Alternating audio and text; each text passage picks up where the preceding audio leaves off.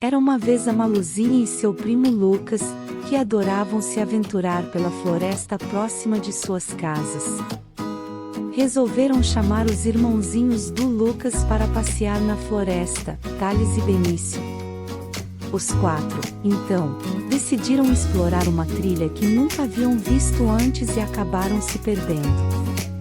Enquanto tentavam encontrar o caminho de volta, eles se depararam com uma cachoeira maravilhosa e uma caverna misteriosa.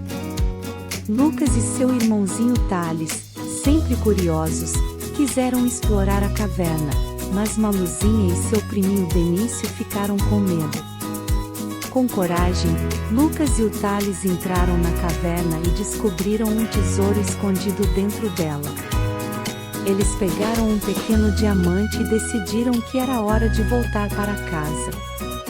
No caminho de volta, encontraram um filhote de raposa que havia se machucado. Maluzinha e o primo Benício cuidaram dele até que ele melhorasse e puderam levá-lo de volta para sua família na floresta.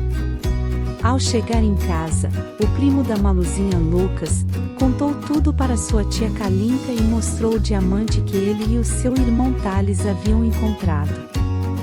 Ela ficou orgulhosa da coragem e da aventura deles. A mãe da Maluzinha também ficou orgulhosa da Maluzinha e do Benício por eles terem cuidado do filhote de raposa na floresta. Desde então, Maluzinha e Lucas continuaram explorando a floresta juntos, cuidando dos animais, sempre com muita aventura e diversão.